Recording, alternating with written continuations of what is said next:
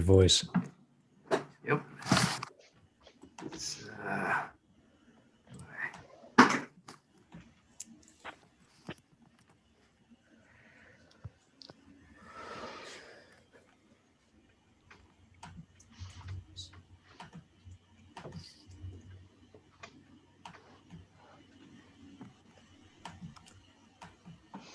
Hey there.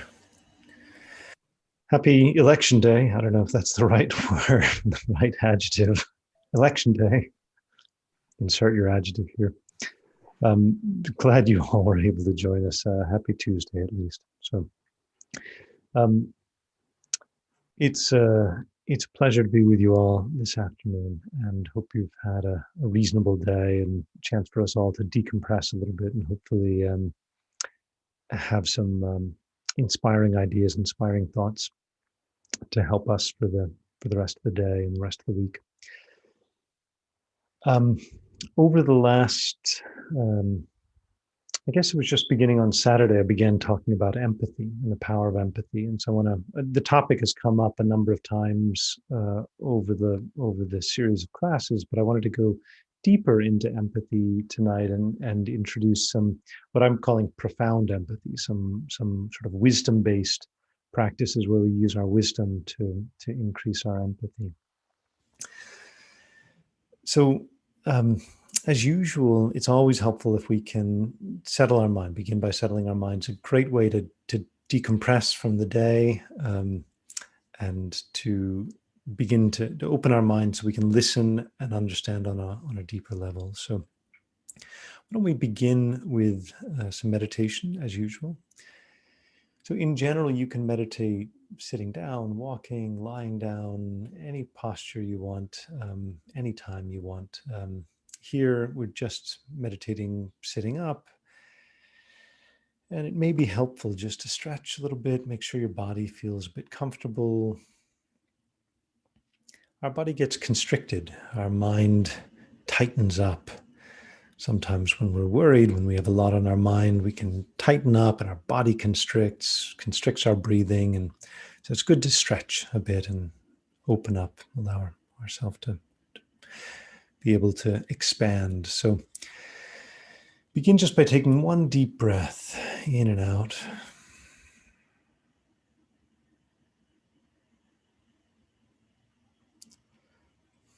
And then take another breath and really invite yourself to relax.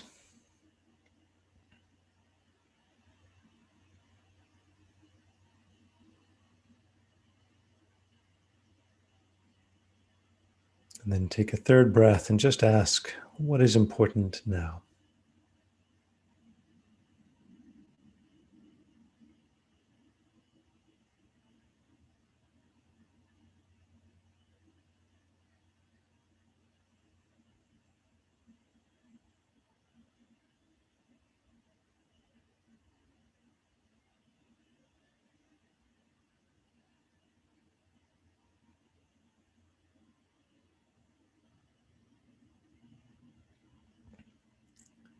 Empathy means connecting with the feelings and experience of others, but that begins by connecting with our own feeling and experience. So we can ask ourselves, what are we feeling now? What are we experiencing now?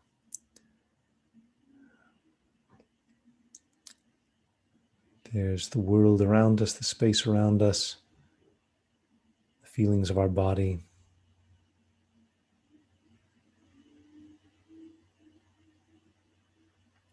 But just open up. What are you experiencing now?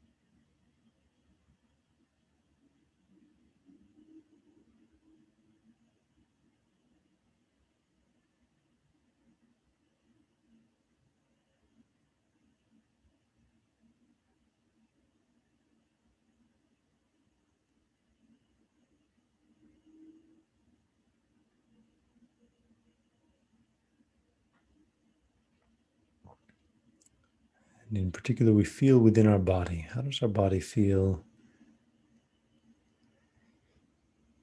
Any areas of tightness or tension? Just invite them to relax.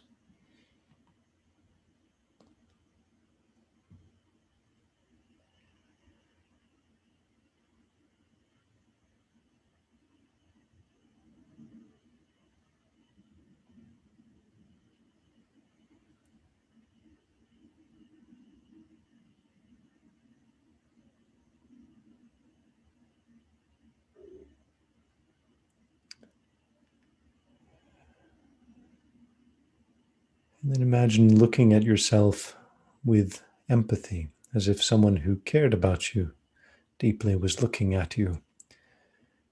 How would this person who cares about you want you to feel? What would they want for you right now? What can we want for ourselves?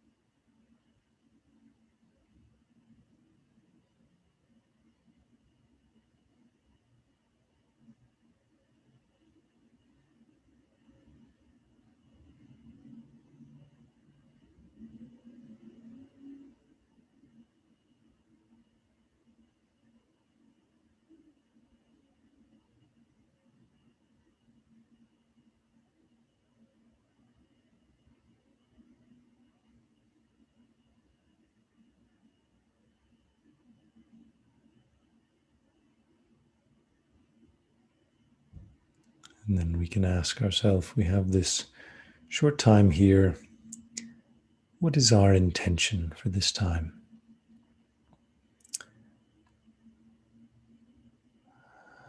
How can we use this time to bring benefit, long-term benefit for ourselves and others?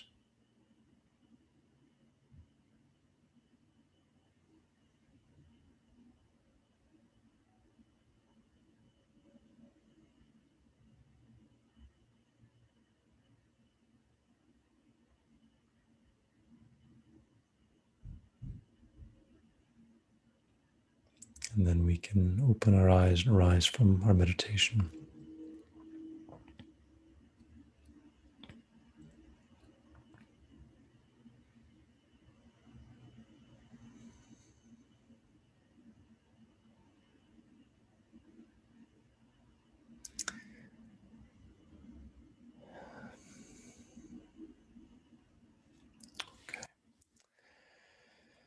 All right. So as I've mentioned, the framework that we're building up here begins with becoming more self-aware, meditation through activities like what we just did, this mindfulness meditation, becoming more aware of what's going on inside of ourselves, learning how to build our own inner strength. But we're building the foundation to have a greater and greater, to have more and more peaceful and harmonious interactions with others, and also have a better and better beneficial impact on the people around us. And so we're building towards the topic of leadership. And leadership, beautiful definition of leadership, very simply, it just means influence. So to what degree are we having an influence on others? Everyone is having an influence on others. That's the good news. Even if it's just your pets, right? You're having an influence on them. But we have influences on our friends and so forth, and our coworkers and so forth.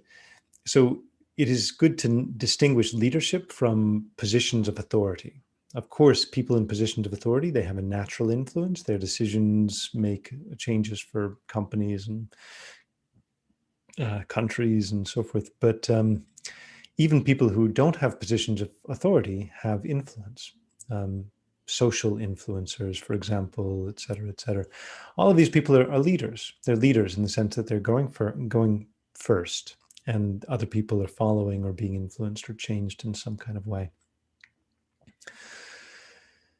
The foundation for leadership is getting people to want to follow you. So, as the saying goes, you may think you're a leader, but if no one's following you, you're just taking a walk. So if no one's following you, you're just taking a walk. So why would people want to follow you? They would want to follow you if you have good ideas that they want to adopt and so forth. But even more importantly, they would follow you if they think you have their best interest in mind. As the expression goes, people don't care how much you know until they know how much you care. It's a great old saying. People don't care how much you know until they know how much you care. So nobody likes a smart ass. That's another saying, right? But nobody likes somebody who's a know-it-all and so forth. But people definitely like someone who likes them. If you want to learn how to be likable, like people. Number one, highest performing pro tip on getting people to like you is like them. You want to get people to be angry at you?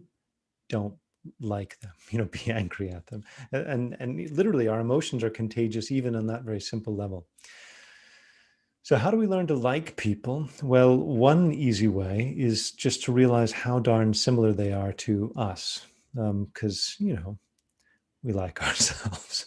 Even interestingly, even if there's like this weird, perverse self-hatred lingering in our mind, there's still a sense in which we hate ourselves because we can't make our life better because we care so much about ourselves. And so it may sound a little weird, may sound a little off, but we care enormously about ourselves. And that, in fact, can be why we give ourselves too hard of a time. And so the meditation where we look back at ourselves just now, we did this a little bit. Imagine looking at yourself like someone who likes you, loves you. What would they want for you? Well, they probably wouldn't want you to be tense, and they probably wouldn't want you to be uncomfortable, and they probably wouldn't want you to be stressed out. They probably want you to feel happy about your life. So you can want that for yourself, right? And that's just empathy for yourself, liking yourself. But when we can bridge the gap between ourselves and others, and we see how similar they are, naturally we have a natural tendency to bond. Humans are, like water droplets. If you have two water droplets and they're next to each other and you sort of touch them and make them connect, what happens? They clump together. Water droplets naturally cohere together. They naturally stick together. Our the emotional part of our mind, the feeling part of our mind, is very much like water. It clumps together with others naturally. We naturally can feel an affinity for others, and that is our empathy. Now, empathy is interesting because we can kind of turn it on and off a little bit. We can feel empathy for others, especially if something causes us to feel a sense of closeness to them. The old scenario where if you're the only one, if I'm the only American and I'm traveling in, Azerbaijan and I meet another American, right? Immediately we become best friends because we have so much in common. If I'm in the US, I meet another American, I'm like, oh, I'm not so sure. So as soon as we see that we have something in common, we can connect with others. So our mind naturally bonds with others, but we can turn our empathy off. And sometimes we're even socialized to turn our empathy off. I mentioned this.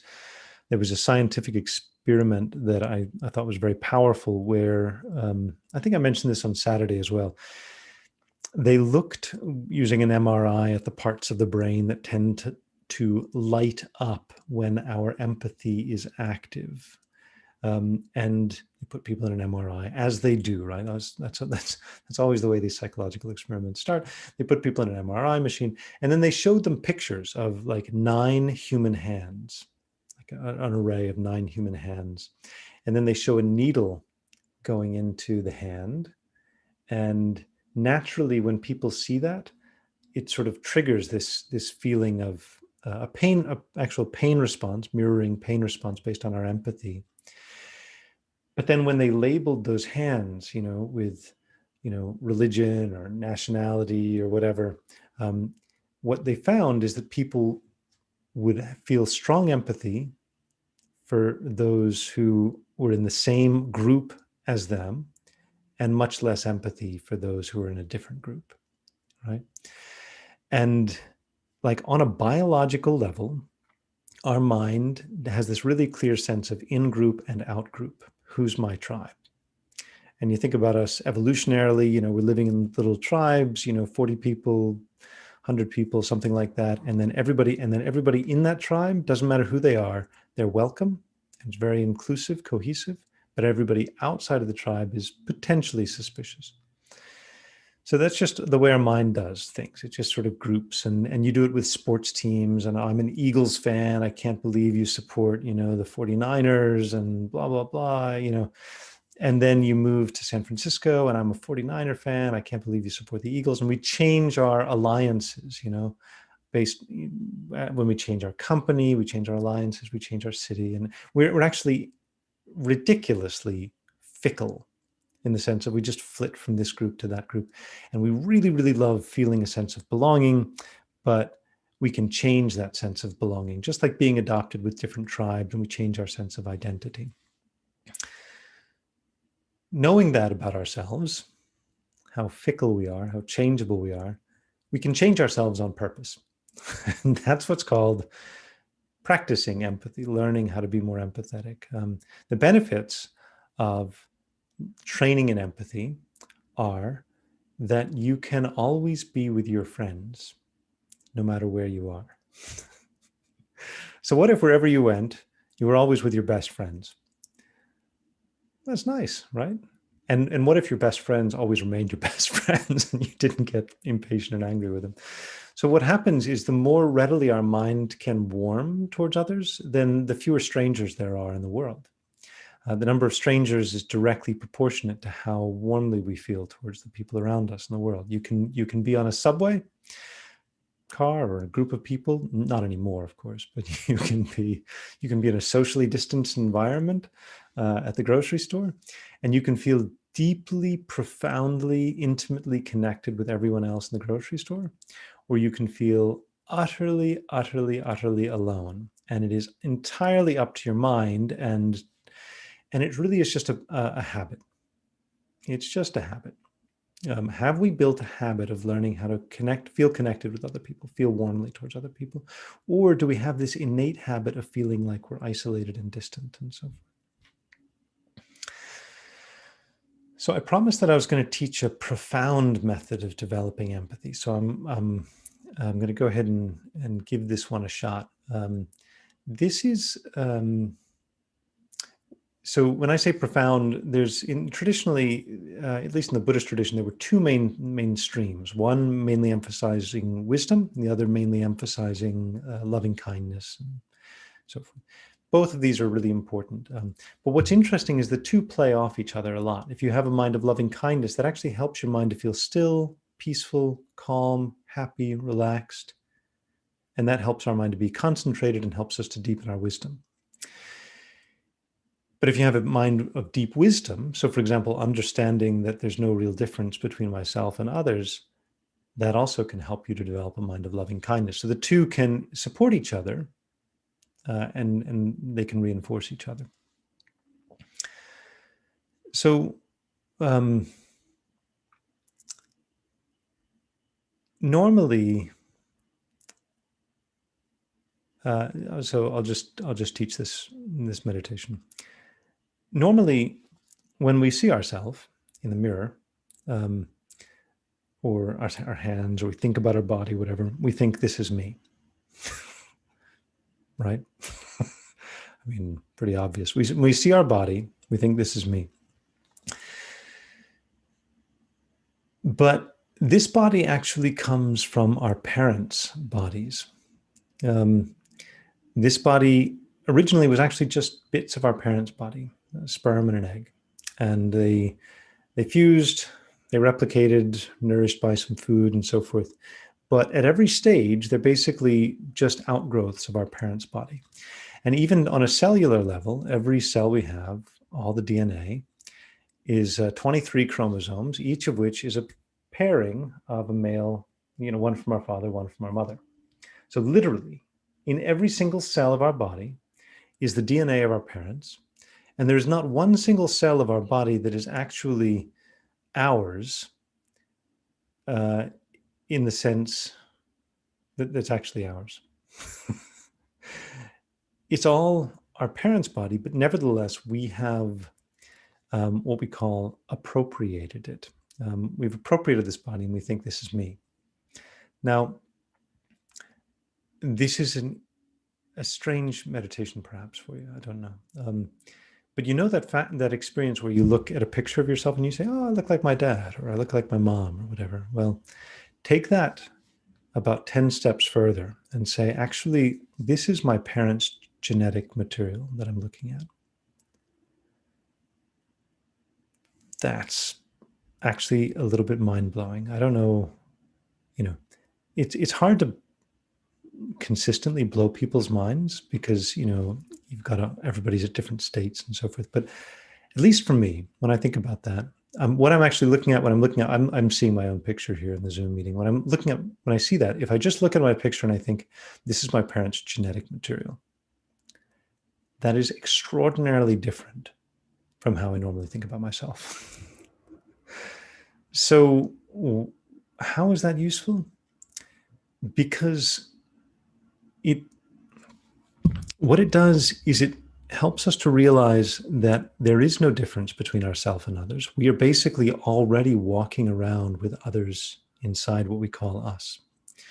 Our mother and father are present in our body, in a sense, the outgrowths of our mother and father, they're present in our body.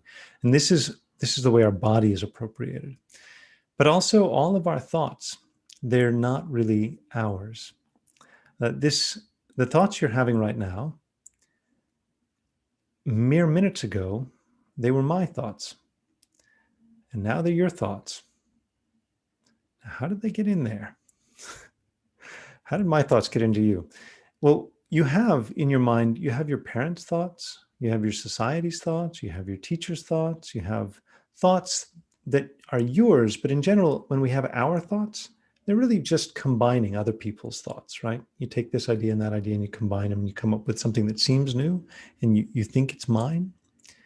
Or you memorize something well enough until eventually it's your idea and you become really fluent at it. Inside our body and inside our mind, we can say are others, other people, their ideas, their thoughts, and so forth. Now, when you think like that, you can begin to see yourself as like a chorus. You could see your mind as being like a chorus. Now, it's worth mentioning that when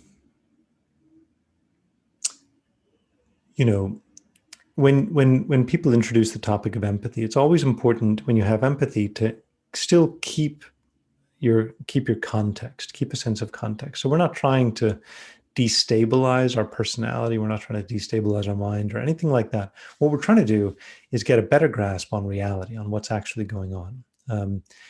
Because if our mind was fully in tune with reality, we would be incredibly peaceful all the time.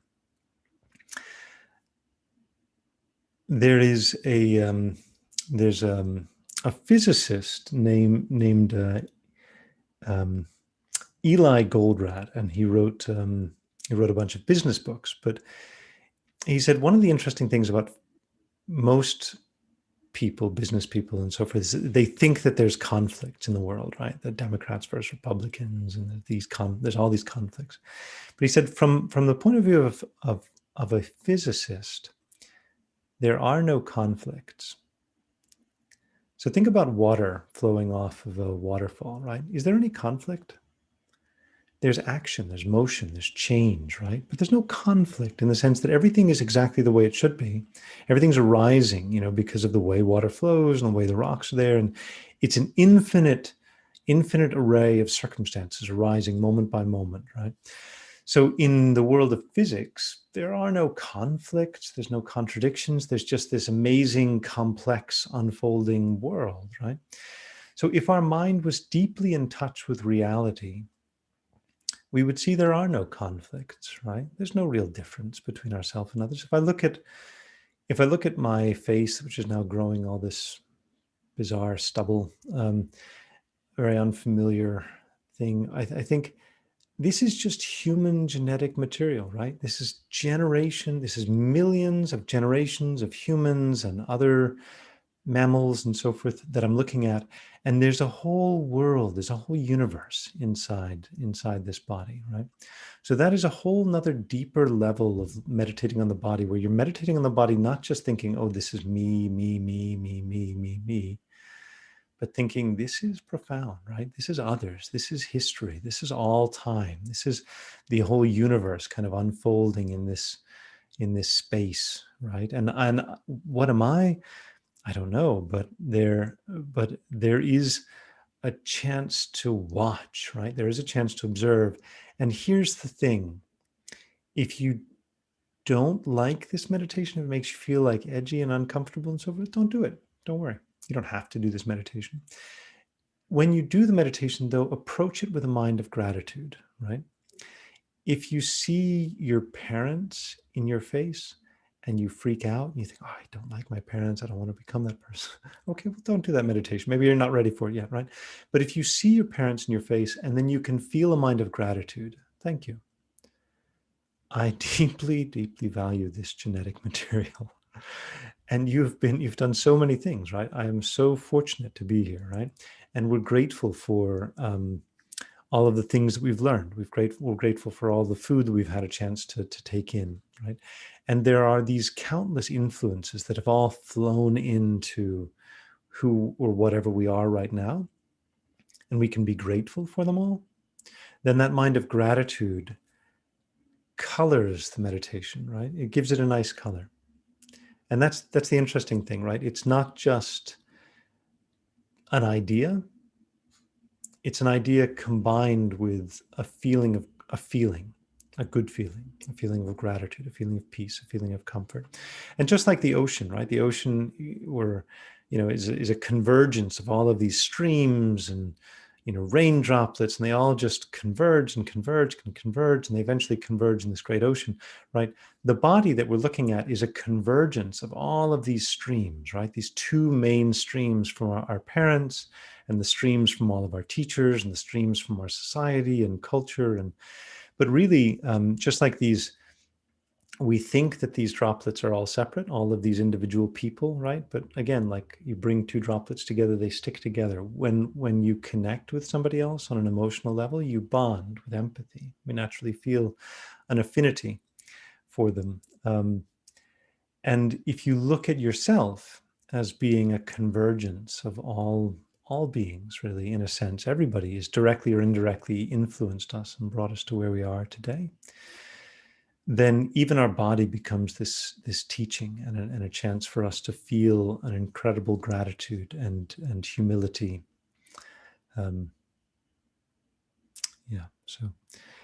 So that's what I wanted to share with you today as a profound method of gaining empathy or practicing empathy. So what I'd like to invite us to do is to take a few minutes now in meditation to try to get some feeling for that. And if you don't like the meditation, if it doesn't work for you, don't do it. No problem. You don't have to. But experiment with it and see if you find it a useful meditation, to, in particular, see yourself as this body is coming from our parents. So that's the meditation. So what I'll do is I'll guide us through this meditation, again, giving us a chance to gain some feeling for it. Okay. All right, again, even in this short time, we might have accumulated a bit of tension. We might need to stretch a little bit, take a deep breath again, and just allow ourselves to relax.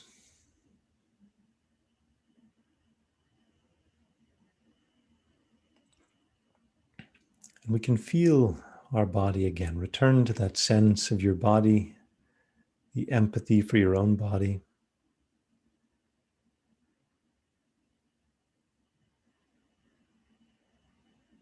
Breathe it in, breathe it out.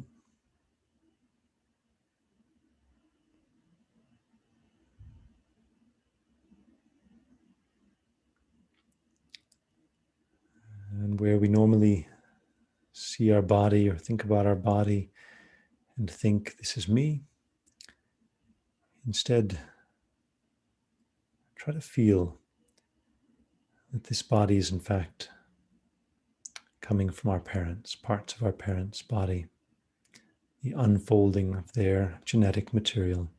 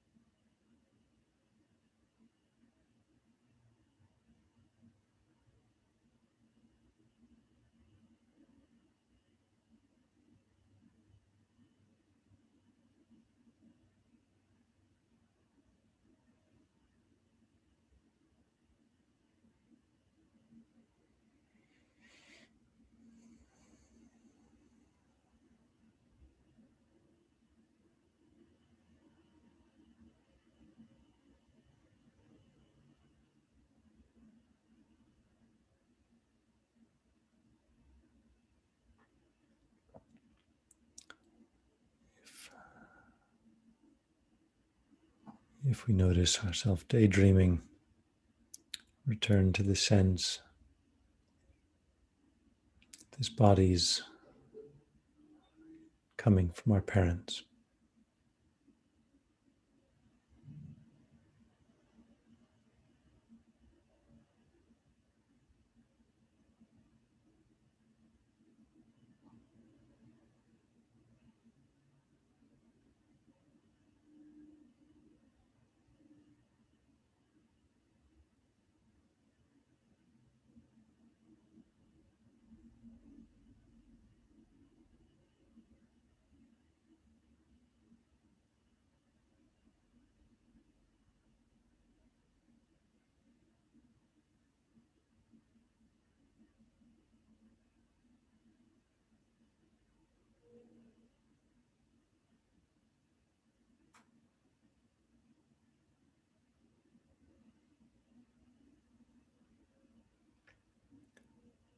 You can go deeper, thinking this body is our parents' body. It's not us.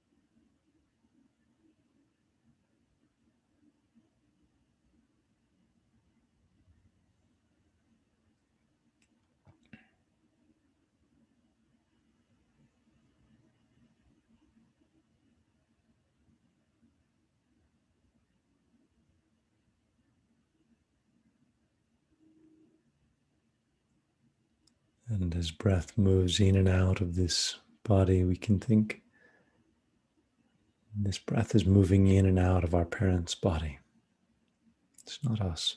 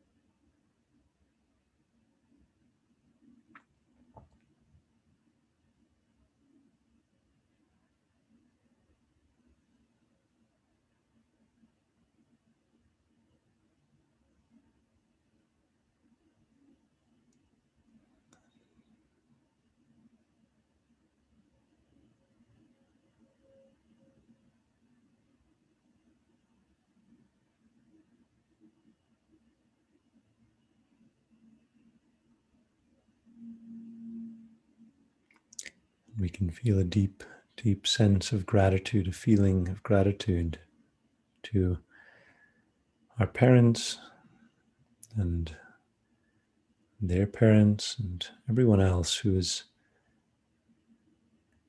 brought this current state into existence. We hold this feeling of gratitude for the last minute.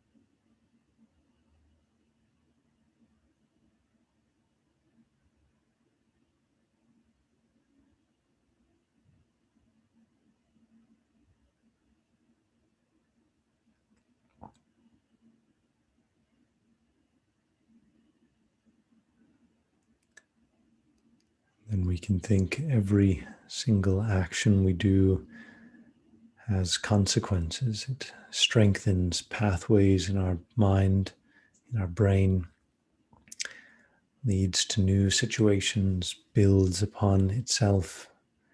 So we just think through this brief time here, what kinds of good results could unfold for ourselves and others? What kinds of good results would we like to see unfold for ourselves and others from this time here?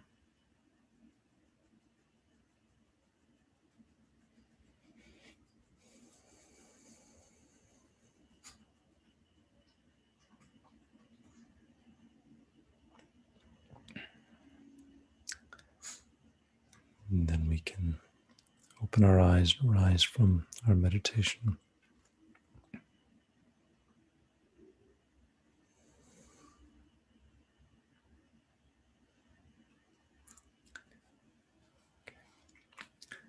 So we have just a few minutes. If anyone has questions or thoughts they wanted to share, I'm delighted to.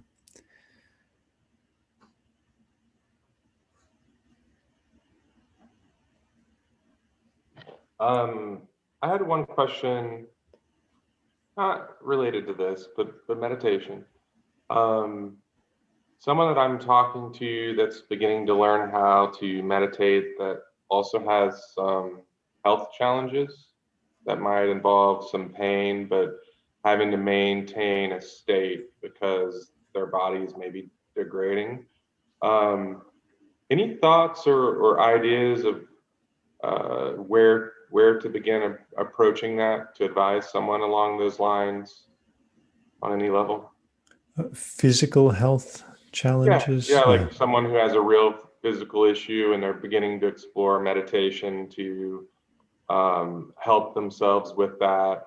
Um, it was out of, I enjoy meditation, but I don't have that experience. So I wanted to ask you. Yeah. I don't have the experience of chronic pain or degenerative conditions either, but my understanding, first of all, just have respect for your situation and respect for where your body is at. So one thing is just the posture. You know, if you're not comfortable sitting up, I think there's a little bit of a stereotype. You have to meditate sitting up. You don't. You can meditate lying down.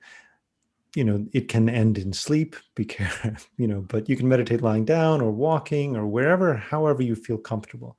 Slouching on the couch. You know, so don't. First of all, don't worry too much about the posture. Um, Second of all, you know, there's many kinds of meditation, and it's useful to find meditations that you find that are effective for you in your situation, and to just emphasize those, and don't worry too much about, oh, meditation has to be on the breath or has to be this or has to be that. There's many different kinds of meditation that you can get to work.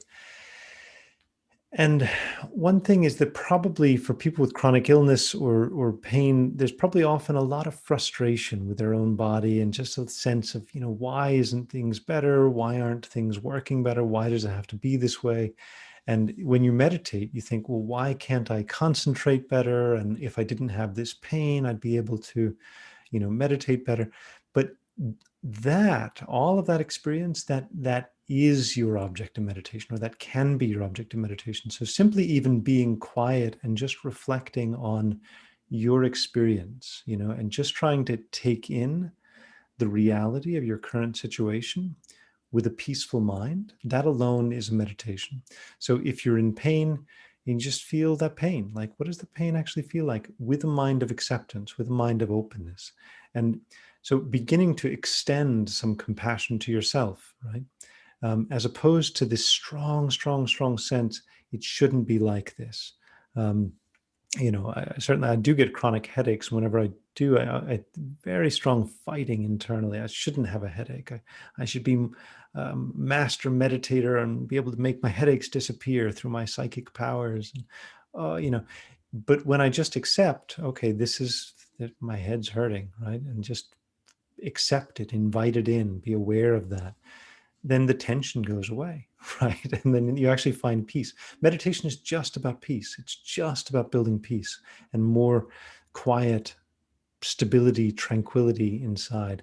And you can begin then to unfold many layers of, you know, not only accepting your condition, but even thinking about everybody else with similar situations, thinking, this is what it's like to have a degenerative disease. This is what it's like to have chronic pain. There's millions of people who have that experience, right? So there's pathways that are actually going into the illness, instead of not meditating in spite of the illness, going into the illness, right, and using it as fuel and a teacher. So Okay, good. Thank you. you're welcome. Yeah.